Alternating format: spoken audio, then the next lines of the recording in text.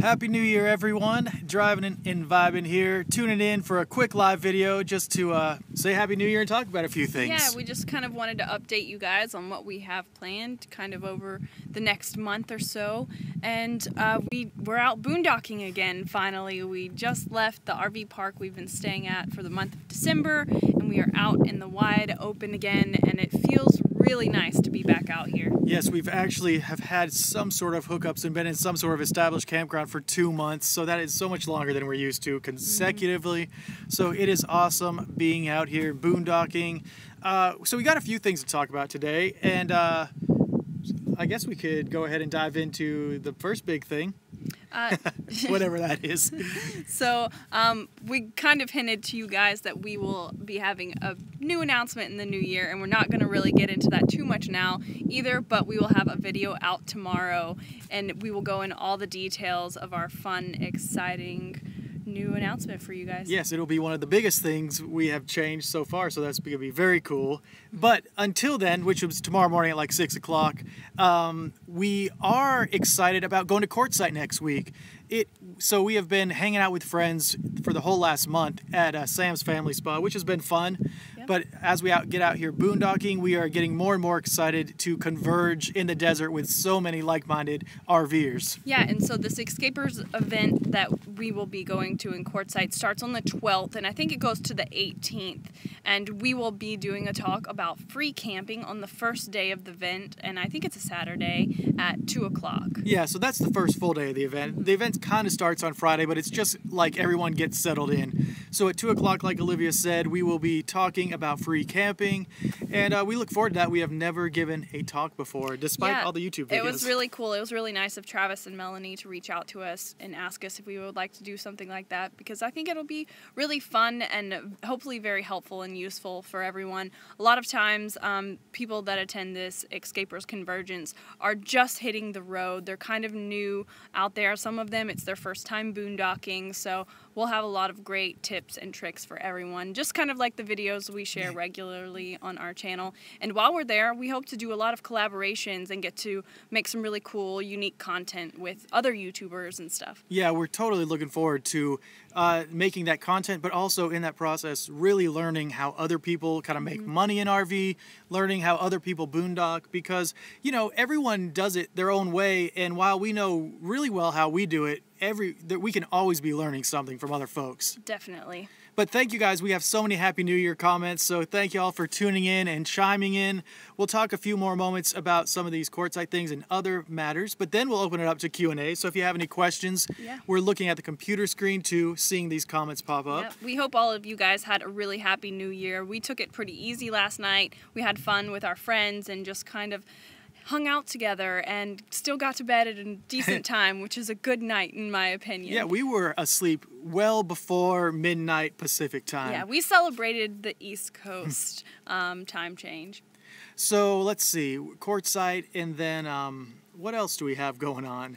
So after Quartzite, we might hang out maybe like a week or so more in the desert, but then we are probably going to start slowly making our way back towards Alabama. Yeah, the drive to Alabama is a long one that will take close to a week, just because we don't like to plow through driving days, and Texas is so big and it's so hard to really get by Texas in one day, almost impossible for us. We thought there would be a ton more free camping options going through Texas, but it is a little bit more difficult to find some good boondocking out there. We did find some great spots on the coast, but I don't know that we are going to stick to the coast on the route this way back. And we don't know if the coast is even well repaired enough from the last hurricane, so we'll see. But I guess we'll start and jump into some of these questions. I see one from Jim. He says, what's the temp here like today? So we're right outside of Yuma, and I believe the high was like 75, but right now it feels pretty nice. It feels very warm in the sun, but the breeze is nice and cool. Yeah, we've been looking for those good temps, and fortunately we have found them for the last month almost. We haven't even had only 1 day of rain in the last month. Yeah, it has been very beautiful, and it was kind of like overcast yesterday, like on New Year's Eve, and it was nice because we got to sit outside with our friends that were at the RV park and just kind of hang out and talk and snack and really kind of catch up before we left them today, which was nice. Travis says Texas is hard to find boondocking except for the coast. And we totally agree. You know, we have found that Texas, more than other states, has some city and county parks available, but they're still, you know, they're not like private in nature. They're just developed parks inside of a city to kind of boost tourism. Yeah, and they're fewer and further between, too. But we have enjoyed those because sometimes they even come with electrical hookups and free water and stuff like that. So that's pretty cool. Yep. But so if you guys have any questions, we are going to, you know, go ahead and dive into some questions now. It is so bright out here. I know. I was trying to see if I can do it. Missed My Turn says, are there a lot of people in Quartzite already? So we're actually not in Quartzite. We drove from Desert Hot Springs and kind of headed south and east towards Yuma. Yeah, so we're in the Yuma area for a little bit before we head into Q because there's not a lot of great shopping options there. You have to drive pretty far out to go to a decent grocery store there. And there's just not a whole lot to do if you're not socializing with the whole RV groups. And it's really crowded out there, so we're going to have some downtime and chill out here in nature by ourselves for a while, get back in the boondocking swing, remember how to conserve water again. Yeah, remember how to boondock in general. I know. Mark says, what did we do before full-timing? So I worked at a restaurant. I was a food runner there, and Kyle was a full-time musician. He was a server at the restaurant I worked at before he started playing music full-time, and that's how we met. We still need to do a video about our story, kind of. So hopefully we'll have that coming out soon, too. But funny enough, neither of us had ever really experienced camping, and barely even RVing. Olivia might have taken one RV trip as a child, I think. Yeah, but we weren't like big campers at all. Had no clue of what the life entailed. Where's River, Jim says. So she's walking around here. Let me see if I can get her to come over. Yeah, that'd be cool. And while Olivia gets River, let's see. Hugo says, are you still leaning toward a smaller trailer and new truck or RV and tow car? So yeah, we definitely love the setup of a trailer and a truck. We don't like the idea of towing around two engines or two engines breaking down. So that's what we're comfortable with right now, and that's definitely what we're leaning towards. A trailer is more just in our comfort zone, what we're familiar with. Here, I'm gonna tilt. I can tilt it down if you can get her over there again. So let's see. Almost. Where is she? Yeah. There she is. Say hi. Yeah. Say hi to everyone. We had like a 2.5 hour travel day today, and River is so good on travel days. She just falls asleep in the back, and I think she enjoys it. Yeah, she just slept the whole time, and if she's not sleeping, she's watching out the window with us. Now that we're out here in the desert, she's trying to dig to China as she is That's wont what to Lance do. just said. Why isn't River digging a hole? I think she was digging a hole in front of us this time. That's what I had to distract her from. I have to fill in a lot of holes when we're out here. When traveling, what is the maximum miles per hour you feel comfortable, or maximum miles/hours you feel comfortable going?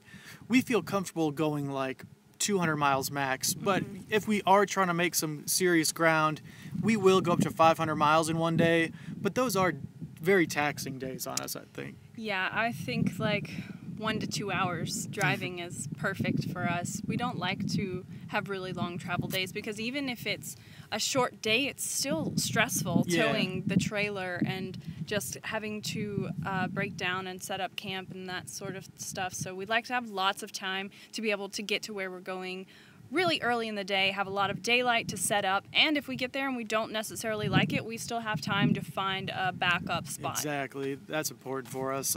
Freedom Portraits says, have you ever boondocked in South Dakota? Any good sites? Yeah, so we camped right next to the Badlands National Park.